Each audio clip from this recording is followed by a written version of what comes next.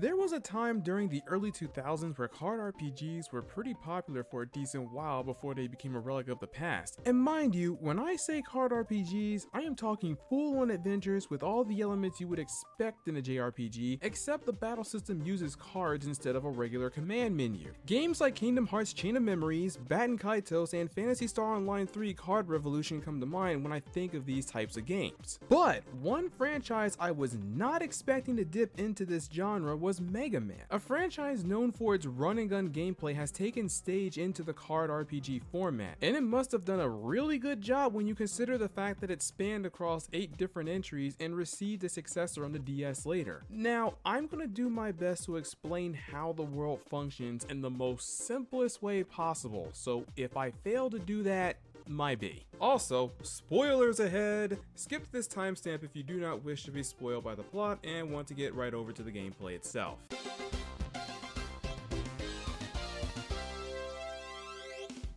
Battle Network takes place in a completely different universe from the original Mega Man timeline. In this world, everything, and I mean everything, runs off of the internet. Your car, your toaster, even your toilet requires something much stronger than a dial-up connection in order for it to run properly. To help people function in this kind of world, everyone owns what is called a NetNavi, which is supposed to be this sentient AI program used to assist you on your daily tasks. They usually just chill inside of these highly advanced cell phones known as PETs and can be plugged into the internet in order to gain access to all of the functions the device has. These NetNavis also have the ability to fight off viruses with the help of their net operator through the use of battle chips, so they do a far better job than what most antivirus softwares do to this day. It is also worth mentioning that all of the characters from the Mega Man franchise have been converted into new characters that will fit this world, so you will be hearing a lot of familiar names throughout the series. Even the story is somewhat the same as the original. Also, in good old Mega Man fashion, the characters' names and locations will have a lot of internet puns. The story is mainly focused on a 5th grader named Lan Hikari and his NetNavi Mega Man. Both were living their regular lives in this highly advanced society where nothing could possibly go wrong. Except now the ovens are bursting in flames, the school is on lockdown and forcing students to worship a criminal organization, H2O? How about H2No?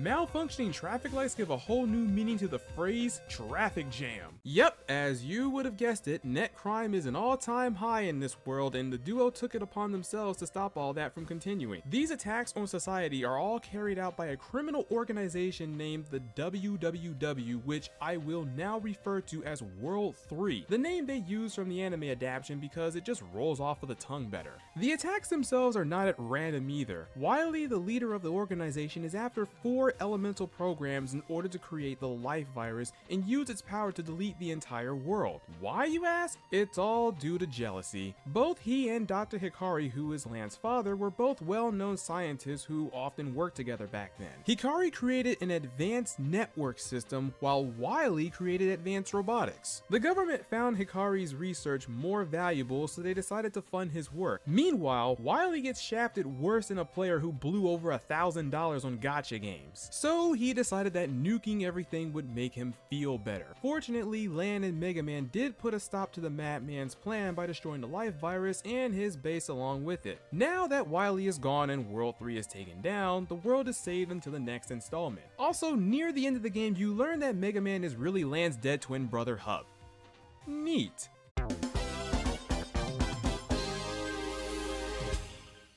Throughout the entire game, you'll be taking control of Lan anytime you're doing things outside of the internet. You won't get into any fights unless you challenge other net operators, and you're free to explore his world as you please. Outside of challenging other net ops, you'll be spending most of your time talking to NPCs, shopping for items, or finding new places where you can jack into the network. Once you've plugged into the cyber world, however,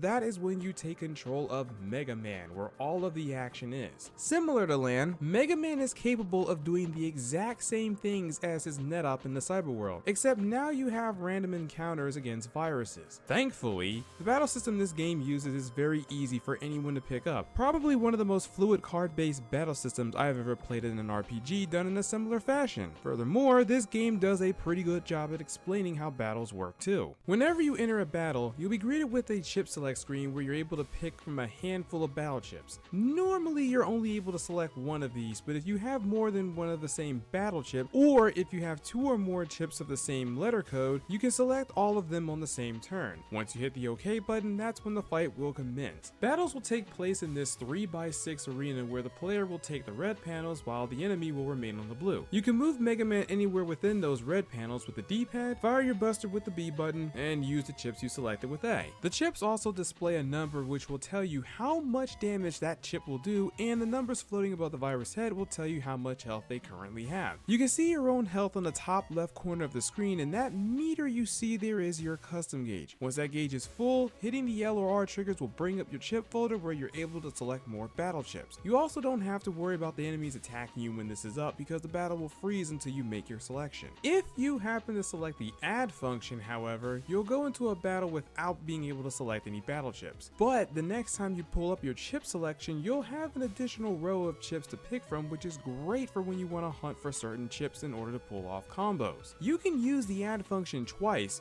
but once you select your chips, all of those additional rows will be gone the next time you bring it up, so make your selection count. There is also another mechanic in the game which is called a program advance. Anytime you select a certain amount of chips in a specific order, you will be gaining a much stronger version of that chip. This can range from giving Mega Man invincibility while he's able to blast away at his enemies for free, to creating powerful combo moves with other net navies. Personally, I went through most of the game without really using them since most of them require several chips in order to pull them off. Plus, as you progress through the story, you'll be given a good amount of powerful chips that will mop the floor with anyone you face, but they are extremely helpful against bosses and very annoying viruses alike. Now, once you've cleared the field of all the enemies, you'll be given a reward based on your virus busting rank. Your rank is determined by 2 factors: how fast you were able to clear out the enemies and how much damage you took. This is going to be your main method of acquiring new battle chips outside of buying them, as you'll be getting chips based on the attacks the viruses use against you. It's pretty much the equivalent of getting a new weapon from a Robot Master or Mavericks depending on which Mega Man you're more familiar with. So the very thing that makes Mega Man Mega is still there. The highest rank you can get from these fights is an S, which is the rank you'll want to obtain so you'll be able to acquire certain battle chips from enemies. But I should warn you right now that just because you got that S rank does not mean you're always guaranteed a battle chip. Sometimes they'll drop pennies instead, and honestly I can't help but feel shafted when that happens. Also, any health you've lost during that fight will be restored, so don't worry about carrying any health items to heal yourself after a good fight. Now, some chips and virus attacks are capable of dishing out elemental damage, and as you would expect, the damage output will be doubled if the enemy is hit with their elemental weaknesses. Fire beats wood, wood beats elect beats aqua, and aqua beats fire. Mega Man himself cannot inflict any elemental status ailments either, but the viruses sure can. However, there's really only 2 of them in the entire game, the 2 being freeze and static. Freeze is pretty self-explanatory, and it seems only Iceman can pull that status ailment off. Static, on the other hand, takes place when hit with an electric attack, which not only slows down your movement, but it also damages you with each step, which easily makes electric attacks the most deadliest element in the game. Now, you don't get any experience points after these battles, yet there is a leveling system in this game. The way Mega Man levels up is by 2 things: HP memory, which will increase his health by 20 points, and power-ups, which will be used to enhance his buster. The buster has 3 stats that are all self-explanatory: attack, raising his damage output; charge will give the buster the ability to charge up its attacks; and further investments in this stat will decrease the charge up time. Then there's rapid, which will allow Mega Man to fire quicker rounds the further he is from the enemy. Both of these can be obtained by either purchasing them from the shops or finding them as you continue to explore both the regular and in the cyber world. One other thing I should also mention while we're on the subject of Mega Man stats: the Blue Bomber can also equip armor, which basically cuts any damage he takes by half, which is much more helpful than you may think. Coming back to this game after playing the other battle networks, I had forgotten that Mega Man's body is made of paper mache, as anyone can take out huge chunks of his health at a time, especially in later portions of the game. Having armor greatly helps out in that regard, but keep in mind that each armor is based off of an element and he will take double damage if he is hit by its weakness. Now, as for the game's pacing, Battle Network's formula for the most part is pretty straightforward. Things are chill at first, then a net criminal begins to create some chaos, and you'll need to take on the dungeon that is based on the criminal's theme, complete with its own unique puzzles. Then, after you smoke the boss at the end, things return to normal until the next crime goes down. There's also usually a fetch quest sprinkled in between those, but I will talk more on that subject later. All in all, it is a simple formula that every Battle Network uses throughout the main story, and that isn't a bad thing. Also, during these downtimes as you are exploring the web, you can take time off to power up Megaman by searching for the upgrades I mentioned earlier, farm battle chips to abuse the broken chip trader, and hunt for the defeated bosses that will roam certain areas in the network once you defeat them at their designated meeting spot where they will host a rematch. I should mention that these rematches will have you face stronger versions of that boss, but defeating them will yield better versions of their chips. This same thing also applies to other net ops you can challenge in the regular world as well. But alright, as much as I love to say nothing but good things about this entry, I cannot deny the fact that the first game when compared to the later installments is pretty rough. For starters, let's talk about the main cyberworld you run around in. This is Cyberworld 1, this is Cyberworld 2, and this is the Undernet, which for context is supposed to be the dark side of the network where all the criminals hang out. I'm 100% sure you can see the issue with this setup, but basically everything on the network looks exactly the same, making it very easy for you to lose all sense of direction or gain Zorro syndrome, as I like to call it. Second, you cannot run from battles at all.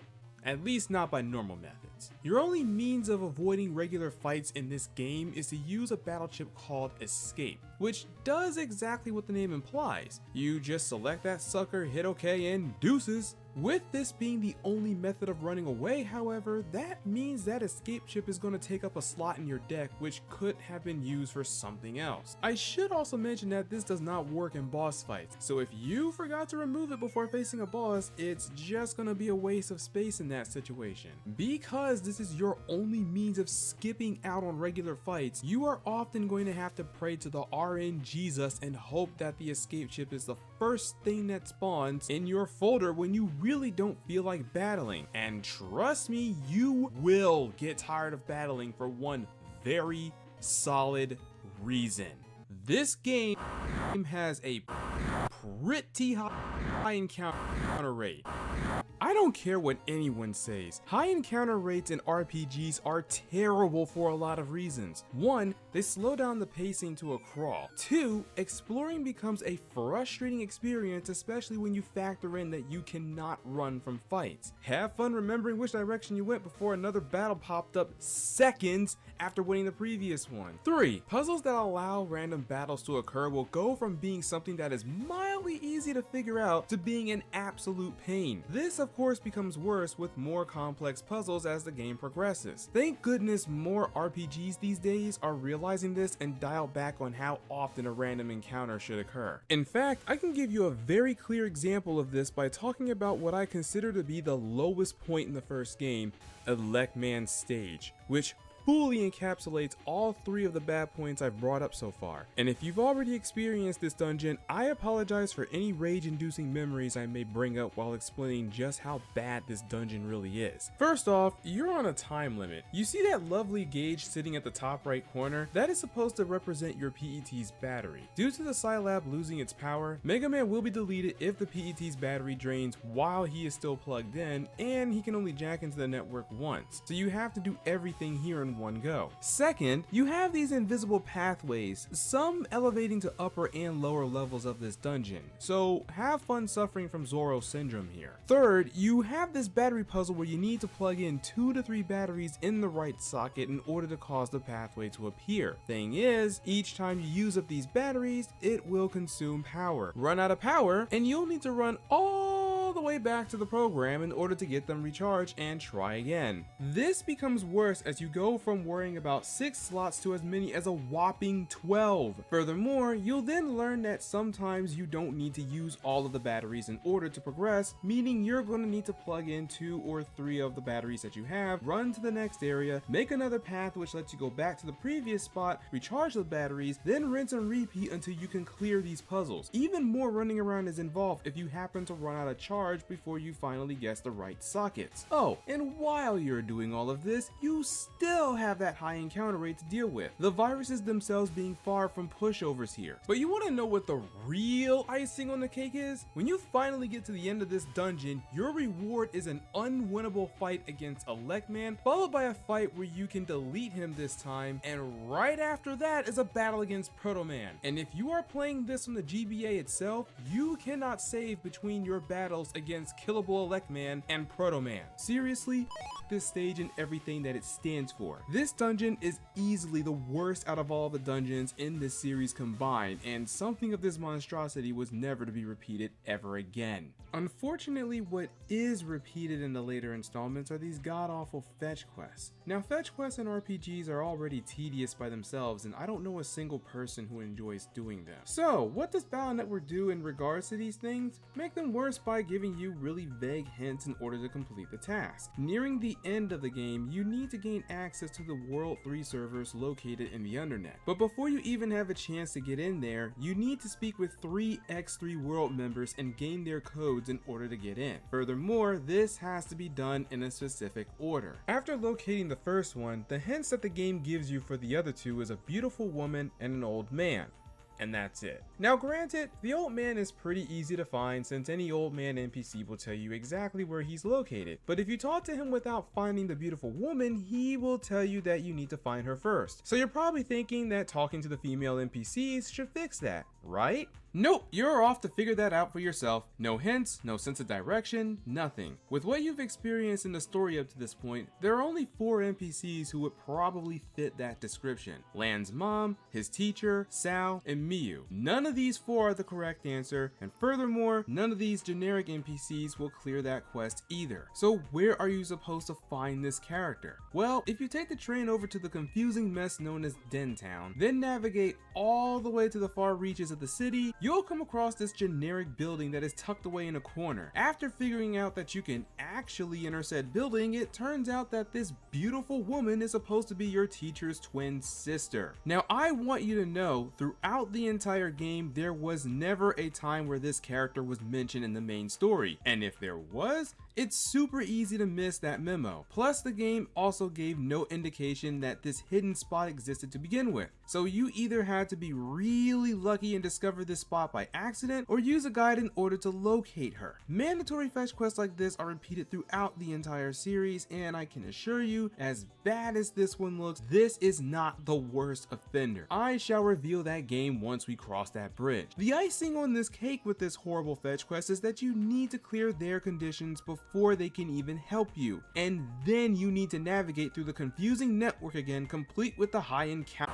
After you've beat the main story, you can take part in the post-game, which will allow you to fight against 3 optional bosses whom all appear in the game's sequel, Megaman Network Transmission.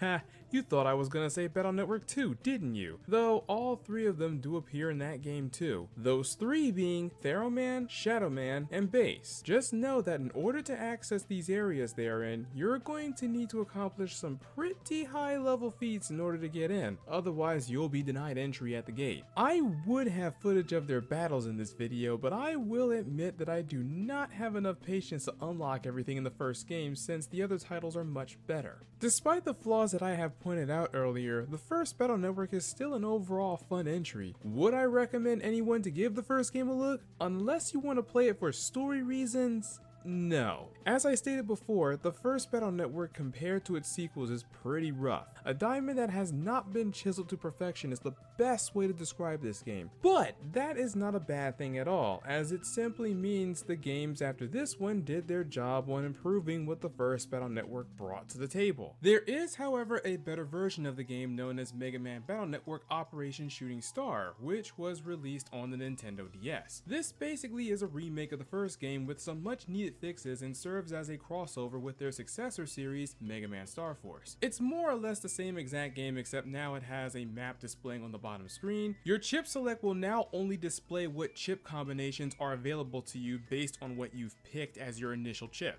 The star code has been added, you can finally run from fights, and the encounter rate has been toned down. Although I find it hard to believe at times, as I can still get swarmed with enemies. Along with that, Mega Man will also gain the ability to switch between his EXE version and his Star Force version, whom I will call Geo from now on. Geo comes equipped with all of his exclusive abilities straight out of Star Force, such as being able to auto charge and auto fire his buster, Mega Lock onto enemies, which pretty much allows him to warp right to the enemy's face and hit him with the equipped battle chip, and pull up his shield to negate damage. When you really think about it, he can make for an off-brand Proto Man if you put nothing but sword chips in his folder and abuse the Mega Lock ability. I should also mention that compared to his EXE version, Geo's charge shot does less damage. While all of this sounds really cool, there are two major problems with Geo's inclusion. Issue 1 is that you don't get him until you're near the end of the game. His event shows up right after the power plant, which is basically the second to the last dungeon before you enter World 3's base. By the time I've unlocked Geo, my Mega Man was strong enough to hold his own without really needing any of his help, especially since you can still abuse the trader in Higsby's shop. So if you stack your folder with powerful chips, Geo goes from what could have been a potentially overpowered character to a wasted character slot, which sucks because I really like Geo's kit overall. This is also after you clear his campaign, which is a sleep fest since it's just another lame fetch quest that revolves around collecting clock data and returning to the source about 3 times. It all just feels lazily tacked on. What they should have done was introduce him at an earlier point in the main scenario. I'd say before or after the Waterworks incident. That way players can experience Geo's strong kit early on instead of having him during a period where he just feels like an afterthought. Then there's issue number 2. Geo completely replaces Mega Man's armors, meaning Mega Man is back to being glass, except this time, it's for good. The only reason I can think of as to why the armors were replaced is simply because Geo comes equipped with a free shield, but that is only applicable if you are playing as Geo in the first place. Poor Mega Man has no means of beefing his defenses without them, meaning he is more prone to dying during the later portions of the game. If they were too worried about balance, they should have made it so that only Mega Man can equip armors while Geo does not get any, especially since he's able to shield himself from attacks. But that is enough about Geo. The rest of the issues come from the fact that this game overall feels lazy, even with the additional content and touch-ups. They didn't bother to give the game a more updated look like what they've done with Battle Network 4 and onward, which would have been nice. And the sound quality in the game is somehow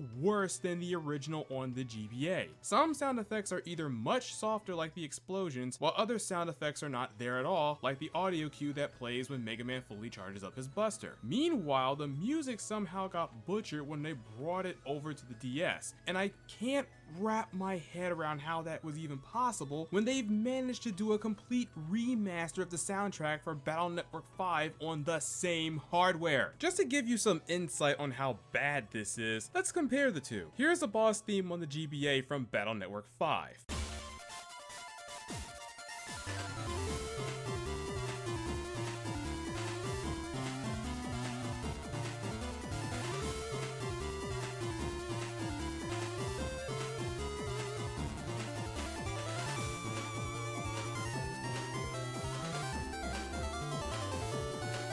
Now here's how it sounds on the DS version.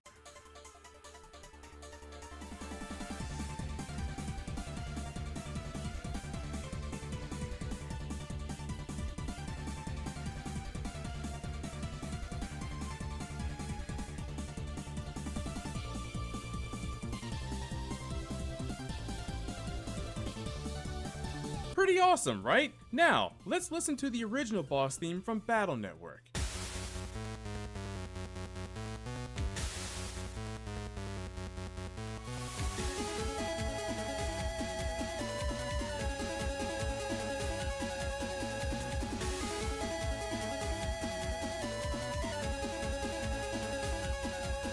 And here's the boss theme from Shooting Star.